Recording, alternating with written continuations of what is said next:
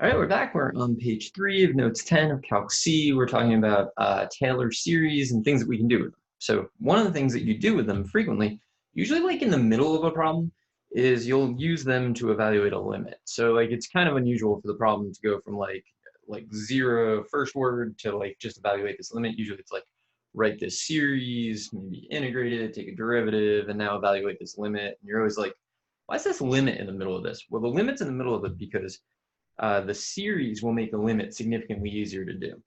So if you look at this problem, x is approaching 0, so your first thought probably direct substitution, because that's everyone's first thought. You get sine of 0, which is 0 minus 0, so 0 on the top, 0 on the bottom. Now you might say to yourself, in the absence of being told that this is a series-related problem, I'm going to use L'Hopital's.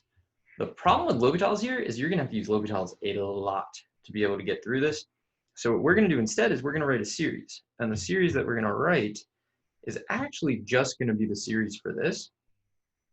And then the series will be exactly equal to sine of x cubed. We'll replace sine of x cubed with the series, subtract x cubed, divide by x to the 9th, then take the limit. Let's see what happens. So first we're writing a series for sine of x cubed. So sine of x by itself would be x minus x cubed over 3 factorial, x to the 5th over 5 factorial. I think that we can get away with just like plus dot dot dot here. So sine of x cubed. And you'll see the like interesting, somewhat magical thing that always happens on these. 9th over 3 factorial, x to the 15th over 5 factorial. Okay, so we're going to try to get away with it. So I'm going to replace sine of x cubed with this, right? We're going to go for that and see what happens. So we're taking the limit. So this will become the limit. I don't know what that equal sign is referring to. I guess it's like up here. I don't know. So sine of x cubed became x cubed minus x to the 9th over 3 factorial plus x to the 15th over 5 factorial minus dot dot dot. Then we're going to subtract x cubed because we're supposed to. We're going to divide by x to the 9th because we're supposed to. This becomes the limit. So if we do that, like, you know, do the math on that.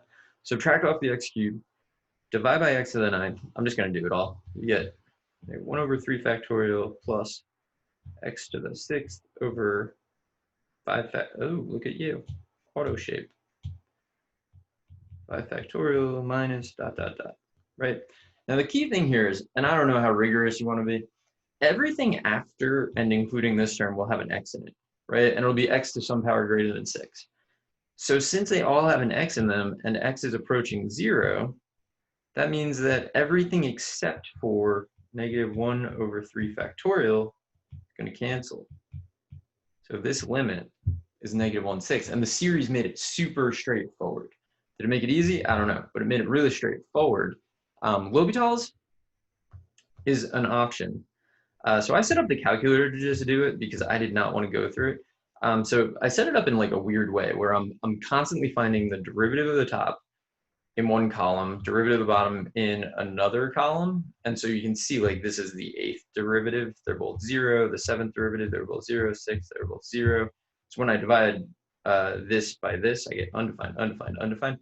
Finally, at the 9th derivatives, we get a number, well, you know, 0 is a number. We get non-zero, we get non-zero, divide them, you get -1/6. L'Hopital's works, requires 9 iterations, and if you think about it, those derivatives are going to get pretty messy pretty fast because of the chain rule and then the product rule, and it's kind of terrible. So calculator doesn't mind, but we do. So series is the way to go there. Let's take a look at another thing we can do with series. Use an 8th degree Taylor polynomial to approximate this thing by hand. Ugh. Also maybe use symmetry. Okay. So let's see. So cosine of x, let's write a series for cosine of x squared. So cosine of x is 1 minus x squared over 2 factorial plus x to the 4th 4 factorial minus x to, so what are we doing up to? 8th degree. So we're going to do cosine of x.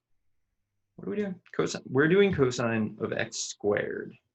So I only need to go up here. So actually, I'm going to do approximately So cosine of x squared is approximately 1 minus x to the 4th over 2 factorial plus x to the 8th over 4 factorial. Okay, so the integral from -1 to 1 of cosine of x squared. So this is an approximation, so we have to say that. Cosine of x squared is definitely even. It's like a super even function, right? Because cosine's even, x squared's even. It's like we made it even more even. So it's definitely going to be 2 times the integral from 0 to 1, which like saves us some heartache of this. So 1 minus x to the 4th over 2 factorial, 1 minus x to the 4th, 2 factorial plus x to the 8th over 4 factorial. Okay, so one of the joys of replacing a function with its power series or Taylor series is that integrating a Taylor series is like really easy because you're just basically reversing the power rule all the time. So this is going to be pretty straightforward. 2 x minus, let's say, x to the 5th over 5 times 2 factorial plus x to the 9th, 1/9 times 4 factorial. We're going from 0 to 1. So the 0 is nice.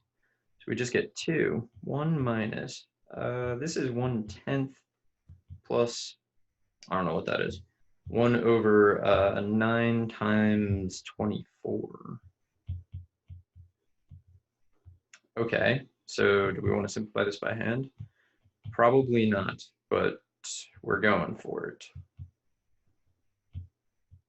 Okay, so I divided by, no, whatever I did, I distributed 2. Divide by 2, come on. So what is our common denominator? 5 times 9 times 12, which is whatever. 5 times 9 times, why am I doing this by hand? I don't know. You know, like that's not why we paid for this video, right? So let's go to the calculator and see. So I'm gonna do a new document. And okay, so I want to do, well, let's see if I got it right. 2 minus 1/5 plus 1 over 9 times 12. Yeah, I mean, I was probably going to get that. Integral of, so what do I need to do? To check this, I need to check 1 minus x to the 4th. I mean, I'm pretty confident on this. Am I wasting your time? Maybe. Okay, so we got that right for sure. Now the question is, what is the integral of cosine of x squared, comma x, -1 to 1? So one of the things to point out, which I kind of forgot to, cosine of x squared doesn't have a simple antiderivative. Like, try your u substitution, you're missing an x, and then you're basically out of ideas. So we actually can't do this any other way, like numerically, or we can try to use the series. You can see you get incredibly close. So had I finished by hand, 977, let's pretend I did, over 540. We're only off by like, we're correct to 3 decimal places, which in AP calculus is all you really need. So series work that way, and it's pretty amazing and useful, I would say. I think it's cool when you start like using them to do things rather than just like, hey, write a series for this, write a series for that. Not that it's not cool to just like write a series, but you know, doing something with them is a little bit cooler. So use a 5th degree Taylor polynomial to approximate sine of x over x. All right, so the one thing that I don't really like about this is like, so I'm going to interpret this to mean use a 5th degree Taylor polynomial for sine, and then sub that in, because we're not going to end up with a 5th degree polynomial. This should be approximately equal to, for the 10 billionth time I've gotten it wrong. So like this, -1 to 1, sine of x over x dx is approximately, you know, I think this is, it'd be sweet if this was an odd function. I think this is an even function, right? Because if f of x is sine of x over x, then f of negative x is the sine of negative x over negative x. But sine is an odd function, so that's the negative sine of x over negative x, which is the sine of x over x. So this is actually even, right? So we can say this is 2 times the integral. So what's kind of interesting is that the original function has a discontinuity at 0. But when we do the math with our series, we get rid of the discontinuity. So we're going to do this divided by x.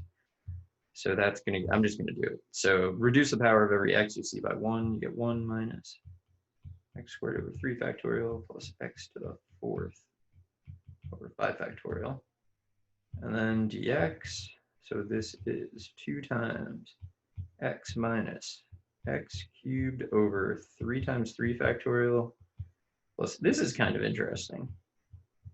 Like you get like n times n factorial, which is like not really like anything special, but kind of neat.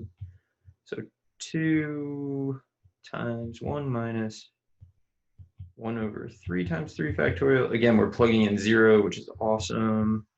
But again, we're plugging in 0 to our polynomial when our original function was not defined there. There's actually a point discontinuity of sine of x over x. Sine of x over x is that one, kind of looks like that sort of, but it has a discontinuity at 0. So let's compare on the calculator. I'm just going to get the calculator to tell me the answer to this. And then we're done. Okay, so integral, let's see the original, right? Sine of x over x, comma x, negative 1 to 1. Calculator doesn't really care about point discontinuities. It just integrates straight over them. It never even warns you. It doesn't like say like a boom, by the way, weird thing, like it does when it changes domains. I don't know. Integral of 1 minus x squared over 3 factorial plus x to the 4th over 5 factorial. And I'll do the original, so from negative 1 to 1. So 1703 over 900. And let's compare the decimals. So this is 1.8922, and this is 1.8922 if you round it. So again, like super good approximation, very cool. And also, we're not using a lot of terms, right? Like you're supposed to have an infinite number of terms. We're using 3 terms, and we're getting 3 decimal accuracy. Like the more terms, the better the accuracy. So these are just things that you can do with series. And again, I think it's good to actually do something with a series instead of just like constantly writing a series. Although I do enjoy writing a good series. So, all right, I'm going to end this video here, and I will be back in the next one to do more. See you then.